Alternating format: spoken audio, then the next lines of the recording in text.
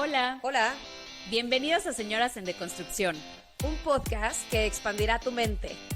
Nace de la importancia de darle nombre a los cambios y a las crisis, abrazarlos y entender que podemos empezar de nuevo siempre, haciéndonos mejores preguntas que transformarán el rumbo de nuestra existencia. Al deconstruir, exploramos la narrativa, analizamos las creencias para revelar sus contradicciones y llevarlas a una etapa nueva y diferente, donde solo llegaremos a ella cuestionándonos todo, pero sobre todo cuestionarnos con crítica y con la voluntad de explorar más allá de las respuestas superficiales.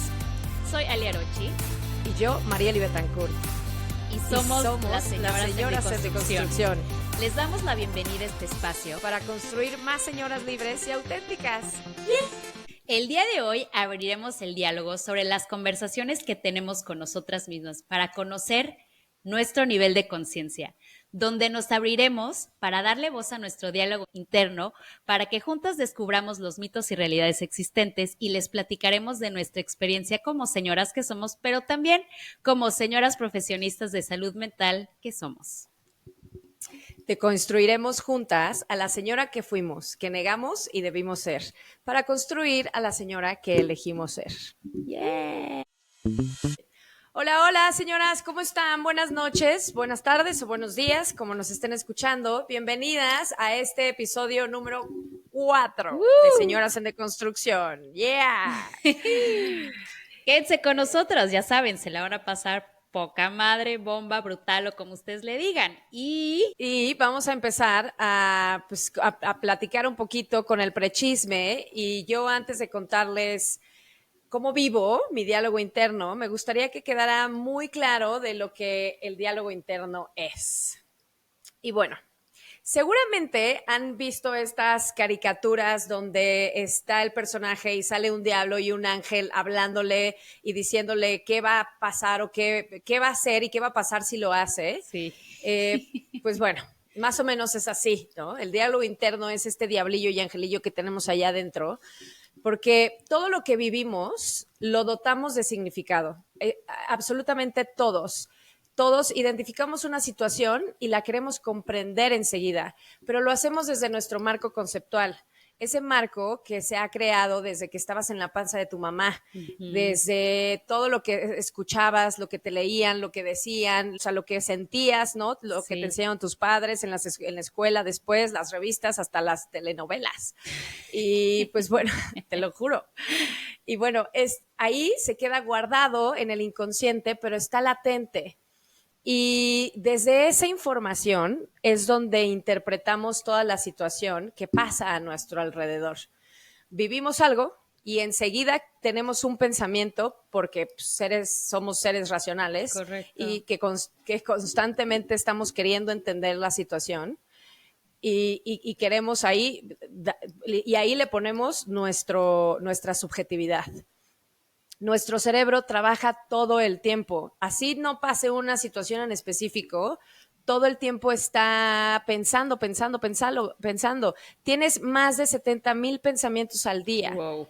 Y no te das cuenta que tienes estos pensamientos porque son autónomos, son automáticos y pasan muy rápido.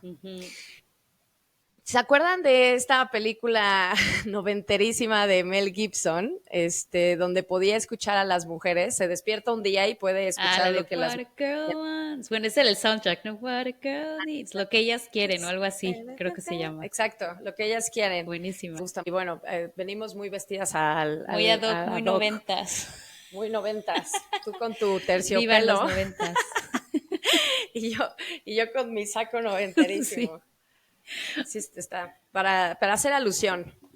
Pero bueno, algo así es lo que pasa, ¿no? Cuando vamos corriendo, cuando vamos en el súper, cuando vamos en el tráfico, cuando estamos viendo una película, cuando estamos dando un brief, cuando estamos cocinando, cuando estamos besuqueándonos con alguien. O sea, en todo momento estamos en un permanente diálogo interno. Sí. Esta conversación es la que debemos tener muchísimo cuidado, porque el cómo nos hablemos y lo que nos digamos, o sea, el tono en el que nos hablemos y las palabras que nos digamos es lo que va a marcar una pauta para poder desarrollarnos sanamente o no. Correcto. ¿Y tú, Ale? ¿Tienes cuidado con lo que te dices? Pues fíjate que últimamente he descubierto que habitan de mí muchas voces y estas voces son generadores de mis diálogos internos, pero van cambiando conforme el día y la verdad es que pues identificar estas voces, la verdad ha hecho que me diera cuenta de cómo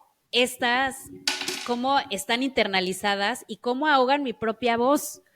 Entonces, les quiero poner un ejemplo con nombres bastante dramáticos que les pongo a mis voces internas. Una se llama Cami la Kamikaze y ella aparece cada vez que yo necesito tomar un riesgo y cuando necesito matar una versión vieja de mí misma. Y esta voz aparece sobre todo cuando tengo que hacer unos entrenamientos bastante retadores donde tengo que mantener la velocidad por mucho tiempo. A mí en lo particular me cuesta mucho trabajo cuando me tocan entrenamientos explosivos o justo que me toca pues subir de nivel, ¿no? Subir la distancia y con mayor velocidad. Entonces, este riesgo me ayuda muchísimo que aparezca Camila Kamikaze, pero debo de confesar que yo tengo que hacer que ella aparezca porque si no, aparece la otra voz que se llama Eva la Evasora. ¿Qué tal el nombre? Están padres, la verdad están padres. Están Muy, muy, cagados, ¿no? muy curiosos. Muy curiosos, ajá. Y bueno, como dice su nombre, pues es evasiva, ¿no? Y entonces tiende a evadir estas tareas terrenales o cuando se pone como todo más exigente y sobre todo cuando son tareas bastante tediosas, eh, porque para mí es difícil hacer tareas ejecutivas como organizar y priorizar porque tengo una condición que se llama déficit de atención y hay tres tipos de déficit de atención, ¿no? Es uno que es el hiperactivo, el mixto y el inatento. Y el mixto es el que tiene un poquito de las dos. Entonces, de repente estoy muy hiperactiva y de repente tú tienes el estoy... mixto. ¿Mandé? Tú tienes el mixto. El mixto, ajá, y de repente estoy como bastante inatenta. Entonces, Eva Levasora tiende a surgir cuando están, las tareas terrenales están bastante exigentes para mí en el sentido de que mi cerebro funciona. Bueno, se dice que los que tenemos déficit de atención vivimos crónicamente abrumados. Entonces, una manera de describirlo es como si están en una computadora o en su teléfono celular y de repente se abren así como 20,000 ventanillas, ¿no? Así de repente está el de WhatsApp, de repente está el de TikTok, el de Instagram, el de Bumble o lo que sea y entonces no sabes qué hacer con toda esa información, o sea, de repente dices, ¿por dónde empiezo? ¿No? Entonces, ese tipo de situaciones a mí me estresan y claro. Eva Levasora es la que como que también tiene esta parte constructiva y me dice, ¿sabes qué? Necesitas fragmentar las partes, necesitas fragmentar las tareas para poder concluirlas. A veces me cuesta muchísimo trabajo concluirlas o empezarlas, ¿no? O romper con el patrón que me está presentando ese momento, ¿no? Entonces, pues estas son, digamos que, estas voces que se aparecen constantemente y últimamente y generalmente mis pensamientos son bastante dispersos, pero también son bastante divertidos porque los que tenemos TDA todo el tiempo estamos buscando novedad, estamos como que en esta búsqueda de la dopamina y entonces pues por eso me cuesta también muchísimo trabajo empezar o concluir algún trabajo o alguna tarea que me parece tediosa, como lavar los trastes, tender mi cama, hacer las cuentas, cosas así. Y generalmente, o más bien, lo que me ha ayudado a mí muchísimo es ser atleta. El tener mi cuerpo en movimiento ayuda muchísimo a que se vayan alineando mis pensamientos y no nada más que se vayan alineando, sino como que aprender a disciplinarlos también. Así como decías hace rato que vienen todos en automático, les tienes que ir como que dando también estructura y disciplina y darme cuenta cuáles son estos pensamientos que me están funcionando, cuáles son los que de plano no me están funcionando y cuáles puedo dejar ahí en el cajoncito poquito de espérame tantito, de un pendiente, no eres tan urgente ni eres tan novedoso Claro. para que te atienda en este momento, ¿no? Ir aprendiendo como a priorizar y a decirle, a ver, ahorita te voy a minimizar, como si estuvieras en la computadora, te voy a minimizar, ahorita te voy a maximizar o de plano te voy a apagar. Y definitivamente, pues también como pongo mi cuerpo en movimiento, pues mis pensamientos no son exclusivamente de la razón, sino que también empiezo a poner mucho más atención a mi experiencia y esto tiene que ver con mis sensaciones. Y definitivamente llegar a este punto ha sido todo un proceso muy largo, pero aquí estamos, firmes cual robles. Sí, ¿Y tú, me Marieli? imagino perfecto. Y yo también tengo personajes, ¿no? O sea, me acuerdo que tú alguna vez me dijiste de hacer estos personajes y Sí. otra amiga también en su momento incluso me dijo, ponles, no solo ponles nombres, sino también dales personalidad, porque con base a cómo te sientes y tus pensamientos incluso te vistes. ¿No? Entonces está la que se viste más atrevida, la que se viste más seria, la que quiere, no sé, aparentar más profesionalismo, etcétera. Entonces ahí también creo que podemos hacer ese ejercicio donde no solo ponerle nombre, sino incluso personalidad a estas voces. A mí mis voces han ido cambiando, pues dependiendo la temporada. Sí. Siempre depende en qué momento me encuentro, ¿no? Y está Marieli Víctima, que esa es la que más automáticamente sale siempre. Marieli rígida y dura, que híjole, con todos, o sea, la gente cree que solo soy dura con ellos, ¿no? Pero sí, a veces soy más dura conmigo misma. Marieli tierna y amorosa y compasiva, esa es mi favorita últimamente. Marieli luchona y motivadora, ya sabes, esta mujer 4x4 que todo el tiempo cree que puede y sabe y hace y todo y deshace, ¿no? Y pues como ya les había platicado en varios podcasts anteriores, en esta temporada de mi vida, la voz que más luz tiene y a la voz que más le he dado esa luz es a la tierna, amorosa y compasiva. Y también a la Marieli luchona y motivadora que siempre está ahí de sí se puede, vamos con esto Que y ya con se más. atrevió a hacer el podcast. Yeah. Ajá, ajá. Venga. Exactly, exactly. Pero bueno, como les decía, hemos escuchado mucho acerca de estas voces, pero ¿cuáles son los mitos alrededor del diálogo interno y cuáles son las realidades, Uf. mi querida Ale? El primer mito es que al hablar de conciencia, esta solamente se refiere a pensamientos racionales. La realidad es que el darse cuenta o el awareness va mucho más allá de lo racional. Y para hacer esta distinción entre la conciencia, que es meramente racional, y una conciencia, les quiero dar a conocer a mi maestro de vida, que se llama Carl Rogers.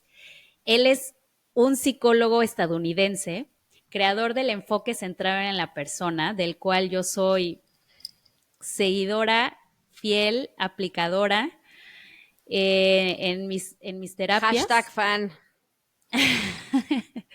En mis ¿No? terapias y también en mi vida. Y él atribuye el término darse cuenta o awareness para brindarle mayor énfasis a la toma de conciencia de toda la experiencia tal y como se esté dando en ese momento, tal como se esté dando en el aquí y en el ahora. Y lo que me gusta de esta parte que dice que es total, es muchas veces nos dicen que vas a la chamba y chamba es chamba, ¿no? Y entonces que separes tus cuestiones personales de la chamba. ¿Cómo? O sea, si tú cuando vas a la chamba o cuando vas a entrenar o cuando vas con tu pareja o cuando vas al cine o cuando vas a divertirte, vas toda tú. No puedes dejar Claro. tu corazón por allá, tu mente por un lado y el espíritu por el otro. O sea, eso es lo que genera una desconexión emocional y una desconexión contigo misma fuertísimo. Entonces, lo que me gusta que él dice es, eso no se puede, eres toda tú en todo momento. Y entonces a eso es lo que se refiere con solamente hay que hablar de conciencia, es todo, todo tu aparato, todo tu organismo, todo tú eres un organismo, no te puedes separar por partes, ¿no? Claro, no, definitivamente. Es integrar este cuerpo, mente, espíritu, ¿no? Correcto. Y Sí. Arieli, cuéntanos, ¿qué mitos y realidades nos traes por aquí? El otro día estaba platicando con Jorge, con mi novio, Tu y noviecillo. platicábamos acerca, mi noviecito, platicábamos acerca de la diferencia que hay entre entender un problema y hacer conciencia de este Ujú. problema. Porque como que mucha gente cree que cuando lo entiende, entonces ya, ¿no? O sea, ya me dijeron 20 veces, Sí, lo entiendes desde acá. ya, ajá. El entendimiento es algo muy intelectual, es algo lógico. Correcto. Ejemplo, ¿no? Te han dicho 20 veces que pegarle a tus hijos está mal porque puede traer graves consecuencias. Ujú. Y ya, como que lo entiendes, tratas de evitarlo, pero nunca haces conciencia porque la conciencia va a un lugar más profundo. La conciencia trata de integrar esa lógica a una manera emocional y personal. Y entonces, como consecuencia, hay una transformación en tu percepción. Solo así es cuando tenemos una conciencia, cuando hay una transformación de esa percepción y entonces ya no solo repites el mensaje de no le puedo pegar a mi hijo porque es grave, sino introyectas verdaderamente que el día que tú salgas de tus casillas le puedes provocar un daño tremendo en su seguridad, en su autoestima, en todo por una cachetada, ¿no? Entonces, justo hablábamos de ese ejemplo, por eso me acordé, por eso traigo ese ejemplo a colación, porque hablábamos de pegarle a los niños y así. Y pues bueno, yo estuve buscando como entre las cosas que más me hacían sentido de que he escuchado en mi consultoría a la gente platicar, ¿no? De los mitos y encontré 4 mitos que, como les dije, me hicieron mucho sentido porque lo he escuchado varias veces repetirlo a mucha gente. El primero es que el diálogo siempre debe de ser positivo. Es imposible, o sea, no existe un diálogo siempre positivo, no es sano. Aquellas personas que traten de hacerlo, por favor, paren, no es sano. El diálogo interno que solo busca ser positivo resulta en una negación de las emociones difíciles y el reconocimiento de los problemas reales que están ahí, que existen en ese Ujú. momento. Correcto. El objetivo no es tener un diálogo exclusivamente positivo, sino es tener un diálogo equilibrado, constructivo, permitiendo que estas Claro. emociones, por decirlo de alguna manera, negativas, porque las emociones son neutras, pero conocidas como negativas, se puedan trabajar para gestionarlas, ¿no? Pero si no las reconoces, entonces no se puede hacer ese trabajo. El mito número 2 que encontré que más sentido me hizo fue que controlar el diálogo interno es muy fácil. Te repites 20 veces las cosas y ya, ¿no? No es tan fácil, lamento decirles, requiere de mucho trabajo y sobre todo de mucho entrenamiento. ¿Por qué? Hay patrones que están en lo más profundo de nuestro inconsciente, arraigados hasta el fondo y requieren muchísimo trabajo, requieren mucho trabajo en terapia, de introspección, De etcétera. emociones también, de reconocer. De reconocer esas emociones Correcto. y para que puedan a largo plazo modificarlas. Y el mito número 3 es que el diálogo solo afecta la salud emocional. Y también lamento decirles mucho este tema. Yo soy fiel creyente que nosotros podemos transformar nuestro cuerpo, podemos incluso a veces ayudarnos muchísimo a sanarnos, no solo emocionalmente, sino hasta físicamente, ¿no?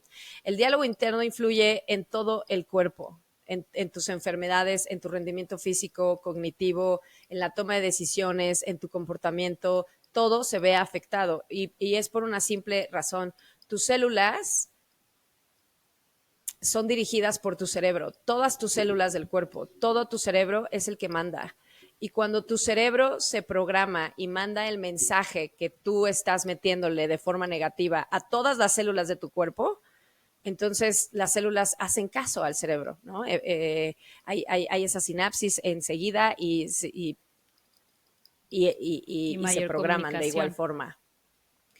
Y el diálogo interno, pues cuando está lleno de dudas o de autocrítica, pues puede llevar a una procrastinación, ¿no? Hace rato lo decíamos, a un autosabotaje, lo que hemos platicado de lo del síndrome del impostor. Un diálogo interno lleno de miedo puede llevar a traer ansiedad o muchísimo estrés y al final somatizas todo ese miedo y estrés en enfermedades. El diálogo interno no solo afecta al cómo nos vemos a nosotros mismos, sino también cómo vemos a los demás, cómo percibimos la vida, la gente, las situaciones, a las personas. Entonces, nuestro diálogo interno no solo nos afectamos nosotros, sino también, por ende, afectamos al de enfrente. Definitivamente, el diálogo interno tiene, cuando alude a tu experiencia, significa que es parte de tu conciencia. Pero cuando va más por la dirección de lo que debería o lo que dirán, o me preocupa mucho lo que van a decir de mí, pues está conectado a las introyecciones, ¿no? Y estas introyecciones son estas voces o estas ideas de alguien más que yo hice mías y no las cuestiono para nada. Los famosos paradigmas. Los famosos, ¿no?, paradigmas, pues justamente el aprendizaje es ir deconstruyendo, ir identificando cuál es esa creencia o cuáles son esos diálogos para irlos desmenuzando y volverlos tuyos. Y ahí es cuando realmente se construye un aprendizaje. Y bueno, chicos y chicas, claro, señoras y señores, pasaremos a nuestra siguiente sección que se llama Porque no lo decimos no nosotras. Lo decimos nosotras. Lo dice la ciencia. Uy, ole, casi nos sale esta vez. Casi nos sale. No, chinga. Ahí les va. Va a llegar un día que nos saldrá. Ya nos saldrá pronto. Bueno, ahí les va. Ya, continúa, por favor. Ahí les va.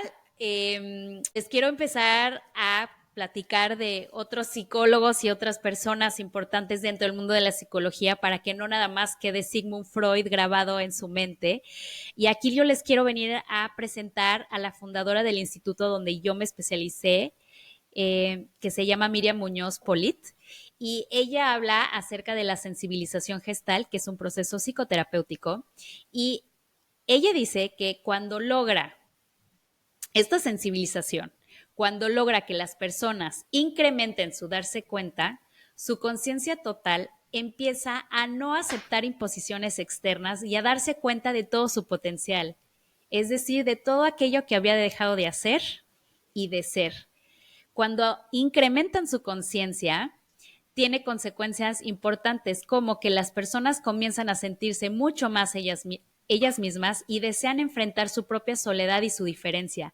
Me encanta cómo ella maneja el término de diferencia porque se refiere a que quien se atreve a ser diferente en esta cultura no necesariamente es la que quiere llamar más la atención, sino simplemente aquella que no va a ser lo que se espera de ella.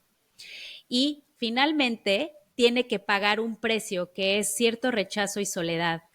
Y aquí sigue ella insistiendo. Totalmente.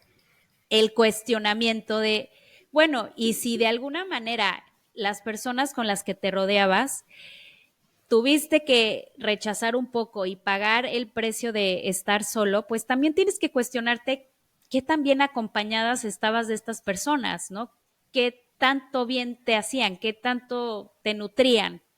Cosa que a mí me encanta, porque como dice Marieli, el autocuestionamiento pues nunca acaba. Nunca. También ella dice que todas las personas que empiezan a cuestionarse todas las normas introyectadas, es decir, todos los debería, empiezan por no hacer lo que se debe de hacer y ahí es cuando realmente se dan estos cambios en el estilo de vida, en su trabajo y se empiezan a cuestionar mucho más acerca de los valores de ciertas relaciones o de las instituciones como el matrimonio, entre otras cosas, lo cual me parece espectacular. También menciona que el proceso de darse cuenta lleva a que las personas encuentren paulatinamente sus propias normas para los distintos momentos de su existencia. Y eso también me parece espectacular. también ella dice que el desprendimiento de la norma también acarrea consecuencias interpersonales, como que se incrementa nuestra comprensión hacia los otros y su singularidad, o sea que no hay nadie que va a ser como el otro. Ahí es donde empieza esta parte de autenticidad y también me encanta. Y pues bueno, para ir como cerrando los aprendizajes y la filosofía que Miriam Muñoz trae al mundo, ella dice que cuando estás en todo este proceso de incremento de conciencia, se van recuperando las partes alineadas de ti mismo y se van rechazando automáticamente, ¿eh?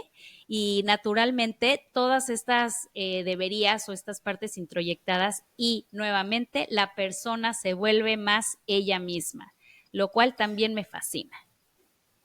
Sí, se me viene esta parte a la cabeza cuando decías la gente se empieza a alejar, ¿no? Porque ya no se vincula tanto con tus ideas o viceversa, como en esta parte cuando la gente empieza a tomar terapia y empieza a darse cuenta que no debe de repetir patrones y rompe con estos patrones, es también una ruptura de lealtad hacia la familia, ¿no? Y volverse esa oveja negra porque cuestionaste todo lo que les habían enseñado y decidiste irte del otro lado. Y a veces es bien fuerte, o sea, rompes literalmente con una lealtad familiar. O Está también cañón. cultural o O de cultural, amistad. justo, Pero ¿no? justos, más bien los datos duros de todo esto. A ver, cuéntanos, qué hay por ahí. Pues bueno, estos números están bien padres porque nos deja muchísimo que pensar. Ajá. Imagínate que pasamos casi 14 horas al día hablando con nosotros mismos. Yo me divierto mucho, la verdad. Yo siento que yo hablo Es, más conmigo eso de 14 horas, pero ok. no porque duermes más que la mayoría. Bueno, pero de todos Sí. modos sí es bastante. Tal vez hablas Sí. más rápido y un chorro, ¿no? Y parecieran más horas, Sí, eso pero sí, es cierto, porque te da. Eso sí, ajá, y correcto. luego con café, peor. Sí, a ti te ha tocado que estoy. Ajá. Pero bueno, estos soliloquios se empiezan a crear desde la infancia, desde que el lenguaje toma presencia en nuestra vida, Ujú. ¿no? Aunque no lo manejemos del todo y fonéticamente no lo hablemos también, ya tiene presencia importante en nuestra mente. Y aquí quiero hacer ese paréntesis donde acuérdense que pues de niños es cuando tenemos un pensamiento mucho más concreto que cuando somos adultos y por ende nuestras creencias limitantes comienzan ahí porque son muy concretas, Ujú. solo, o sea, muy básicas, ¿no? Mamá siempre me da besos porque me quiere, el día que no me da besos, entonces no me quiere. Como dije, pues tenemos entre 70 y 90,000 pensamientos al día. Yo creo que ahí, dependiendo la capacidad mental y yo creo que más bien no es que tú hables más de 14 horas, Ale, más bien es que tus pensamientos son más rápidos Mucho y más tienes hasta rápidos. 90,000 pensamientos al día. Una persona promedio tiene 70,000.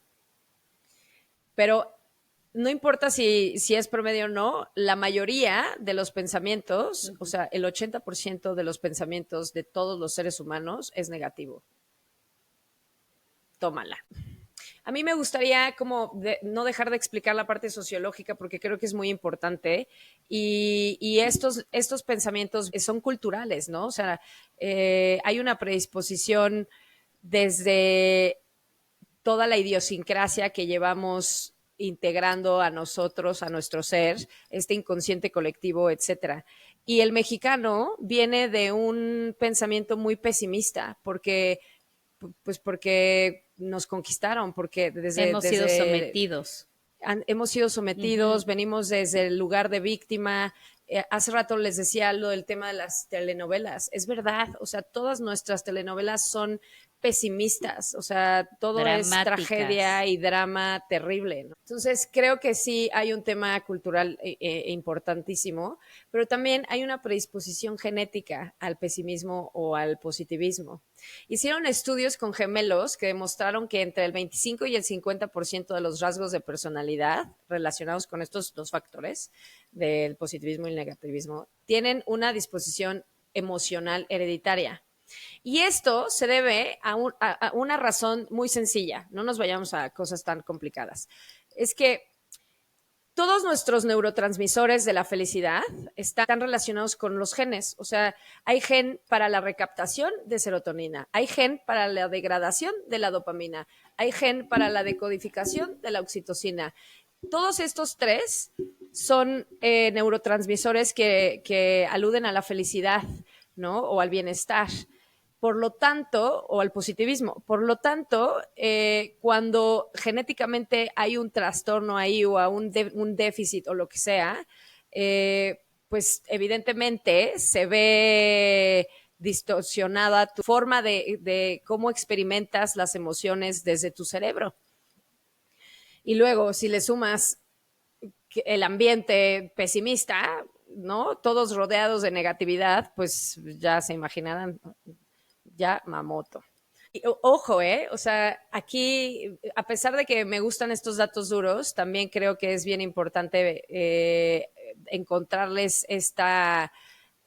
pues este otro lado que para estos estudios que acabo de mencionar de la genética, pueden ser activados o desactivados los genes por factores ambientales. Por eso les decía, si le sumas un ambiente jodido, pues Yamamoto. Ya, pero si se pueden desactivar, si hay un ambiente amoroso. propicio para generar esa positividad también. Y lo que quiero que quede absolutamente claro para todos es que programar el diálogo interno es algo que todos, ya dije, Todos. literalmente todos podemos hacer. Sí. Es como ir al gym. No vas a ver cambios los primeros días que te vas al gym, ni el primer mes quizá, pero si le vas dando y le vas dando, pues a los 2 meses ya vas sintiendo que lo estás haciendo mejor, ya te sientes más flexible, ya te sientes más activa, al año ves cambios completamente diferentes. Si fuiste todos los días y todos los días hiciste lo que te correspondía para hacer una dieta, para tu sueño, ¿sabes? Ahí es cuando verás la diferencia. Esto es exactamente igual. Necesitas entrenar tu mente, igualito que entrenas esos músculos. Ahí es donde justo le diste al clavo, ¿no? Es cómo impacta este diálogo interno en las acciones y en alinearte con cambios que necesitas en tu vida. Y bueno, pues ahora vamos a pasar, ahí les va un poquito de el chismecito terapéutico, que esta sección me encanta porque aquí es donde compartimos Mariel y yo nuestras experiencias como psicólogas que somos. Y yo les quiero platicar un poquito que en mi consultorio y en mi vida personal, el punto número 1 es bien importante.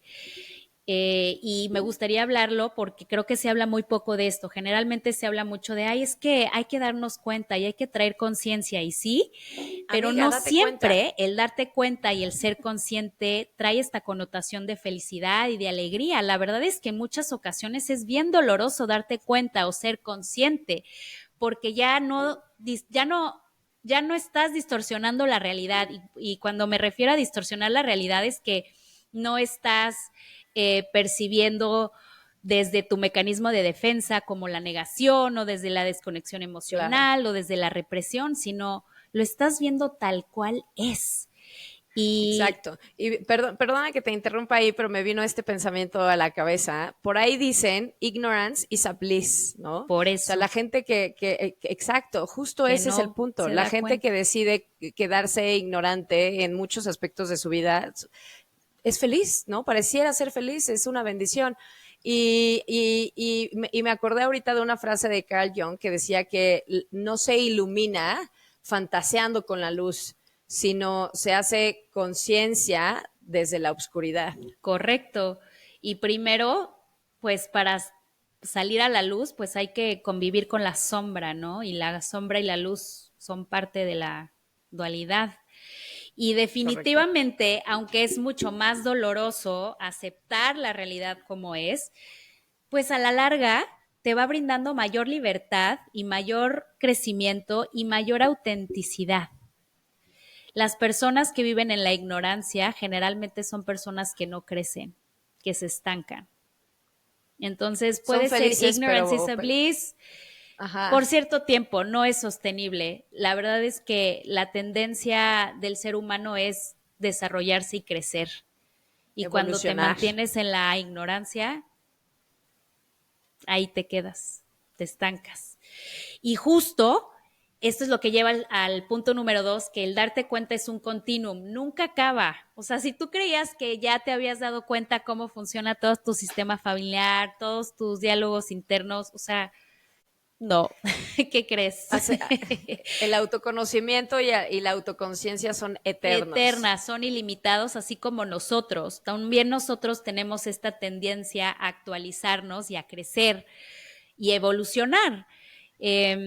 Y bueno, entre más nos aceptamos como somos, más capacidad tenemos de disfrutar nuestra vida y me encanta porque esto tiene un impacto directo en la sociedad. Y esto es lo que hemos platicado en otros episodios, en donde la sociedad impacta en cómo nosotros nos percibimos a nosotros mismos y cómo nos relacionamos, pero al mismo tiempo la manera en que nosotros vamos deconstruyendo todos estos conceptos, pues también van teniendo un efecto en la sociedad y es así como evolucionamos personalmente y como sociedad. Claro, por eso las generaciones van cambiando, ¿no? Correcto, porque todo tiene un impacto. Ajá. Yo en mi terapia, la verdad es que llego a ser muy confrontativa, no todo el tiempo, casi. Para eso uno va al Pero, psicólogo, ¿no? pues, es justo, ¿no? Tú viniste a que te dijera tus verdades. No, no es Exacto. cierto, tampoco así, ¿no? Pero, bueno, la mayoría de las veces trato de hacerles ver a mis pacientes que podemos, pues sí, tener un papel de víctima, ¿no? Donde el discurso siempre está dirigido a sentirnos desprotegidos y desamparados y siempre perdemos y las cosas nunca nos salen bien, o ese papel de pesimista donde tienes una ansiedad continua y todos tus pensamientos siempre son catastróficos y todo está magnificado y el siempre y el nunca son las palabras favoritas. Ujú. O un papel muy crítico donde tú eres tu peor juez, eres el malo, eres el peor, enfatizas solo tus defectos y vuelves incluso tus fortalezas en debilidades constantemente, pensando que no puedes, no sabes, no tienes, no haces, no lo Uf, mereces, suena etcétera. como un síndrome de impostor por ahí también. Ajá, justo. Pero tengo muchos pacientitos así y justo a ellos, pues eso, o sea, les digo, puedes tener estos pensamientos o está la otra opción, donde puedes desconectarte de estos pensamientos y cambiarlos por unos nuevos y positivos. ¡Yay! Y pareciera que es muy fácil, hace rato dije que no, que es muy difícil, hay que entrenar mucho, pero yo para eso justo los cuestiono si de verdad tiene sentido y lógica lo que están diciendo, si son Ujú. objetivos tus pensamientos, no subjetivos. Lo objetivo viene desde lo real, desde lo que se puede comprobar, no desde la subjetividad que tú piensas o tú crees. Y también les hago ver muchísimo si no es parte de ese cuento que se crearon desde pequeños, ¿no? De esas historias que desde, como les decía hace rato, tus creencias limitantes se generan de los 0 a los 7 años cuando tu pensamiento es súper concreto. Y hoy que eres adulto con un pensamiento abstracto, analítico, crítico, sigues pensando como un niño de 7 años. Entonces, les enfatizo mucho esa parte y el diálogo que llevo con ellos, sobre todo socrático, es lo que les ayuda a evaluar si esas creencias son válidas o no. Porque prácticamente es una conversación, este diálogo es una conversación donde todo el tiempo estamos debatiendo con ellos y después ellos con ellos mismos, porque se trata de que aprendan esta herramienta, ¿no? Y debatiendo para tratar de convencerse de lo contrario, como si estuvieran en un juicio y en ese juicio pusieran todos sus pensamientos y ahora tú eres el abogado defensor de ti mismo para refutar todo lo que el otro abogado acusador te está incriminando Ah, y ese está diciendo, padrísimo. ¿sabes? Está bien Muy padre. Lo he padre hecho con, ejercicio.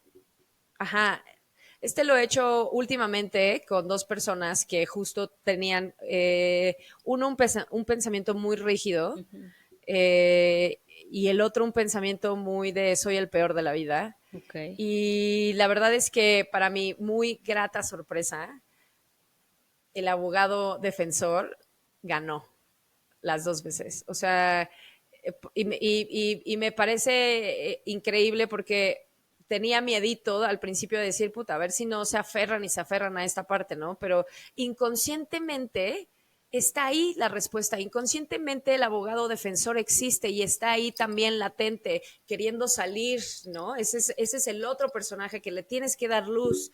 Y cuando le das luz, se rifa cabrón. O sea, no tienes idea. Así apaga Entonces, a los otros, sí, claro. apaga a los otros, Y ¿no? eso es lo padre de este ejercicio, ¿no? Que le das oportunidad a esa voz salir que está ahogada por las otras vocecillas que están descontextualizadas o que están introyectadas y que ni cuenta se habían dado. Y lo padre de esto es que se vuelve uno consciente y es cuando empiezan a generar todos estos cambios. Claro, aquí es muy importante mencionar que esto aplica para la mayoría de la gente, pero hay personas para las que no aplica cuando ya tienen un trastorno de depresión grave y su química cerebral no ayuda ni coopera para que para que tú puedas dirigir estos pensamientos. Ahí hay otras cosas que te pueden ayudar a nivelar esa química cerebral, no necesariamente medicamentos, para que tú puedas dejar de tener pensamientos obsesivos negativos tan fuerte y puedas irte a lo Sí, positivo. claro, cuando hablamos de trastornos clínicos o de un trastorno depresivo mayor, ¿no? Ya estamos llegando al final del episodio. Yo Platícanos, Ale. quisiera cerrar este episodio diciendo que yo lo que me llevo es que, y reafirmo, es que cada vez que yo desmenuzo mis experiencias, tengo mayor awareness de quién soy, lo que me gustaría seguir recomendando y que me gustaría seguir reafirmando también para nosotras y para todas las personas que nos están escuchando es que comiencen a identificar las voces que existen en ustedes, denle nombre, denle personalidad, pónganle cuándo aparece, cuándo desaparecen, para que entonces ustedes sean mucho más conscientes de sus acciones, de sus emociones y de las actitudes que tienen frente a la vida o frente a la etapa de la cual están ustedes pasando. Me gustaría también cerrar con algunas preguntas. ¿De qué te das cuenta hoy que no tenías presente anteriormente? ¿Qué sucede con este darte cuenta? ¿Y qué haces con este darte cuenta? Háganmelo saber en los comentarios. La verdad es que Mariel y yo estamos leyendo todos sus comentarios y nos encanta poder enriquecernos de lo que ustedes nos dicen. Muchas gracias a todas y a todos los que nos han escrito. La verdad es que me encanta esta interacción. Por favor, no dejen de hacerlo. Para nosotros es súper importante y estamos muy agradecidas. Y pues bueno, como les decía hace rato, desde mi experiencia, todo lo que he vivido, yo he tratado de entrenar muchísimo a mi mente. Soy fiel creyente que el que domina su mente lo domina todo. Y yo trato de detenerme y escuchar esa vocecilla interna todo el tiempo. Estoy súper pendiente de lo que todo el tiempo me estoy diciendo. Presto muchísimo atención a todas mis palabras.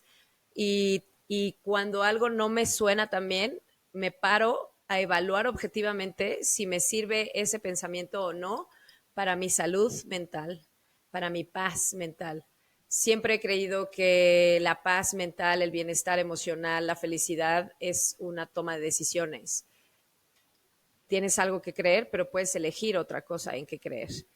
Y así lo hago. Si me sirve, continúo. Si no me sirve, si no me hace feliz, lo cambio por uno mejor, uno más asertivo, más objetivo, más racional.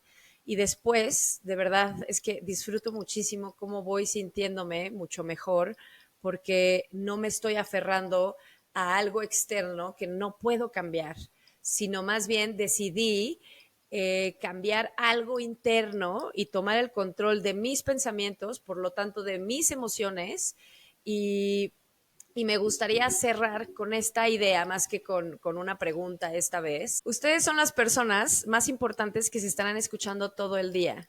Así que cuida tus pensamientos porque se volverán actos. Cuida tus actos porque se volverán costumbre. Cuida tus costumbres porque formarán tu carácter. Y esto no lo digo yo, lo dijo Mahatma Gandhi. Así que ahí les dejo eso y nos vemos en el próximo capítulo, que será la validación eterna. ¿Qué preguntas no te atreves a responder? Esperamos verlos la siguiente semana. Les mandamos un abrazo muy grande. Nunca Que pasen cambien, buena valen noche. 1000.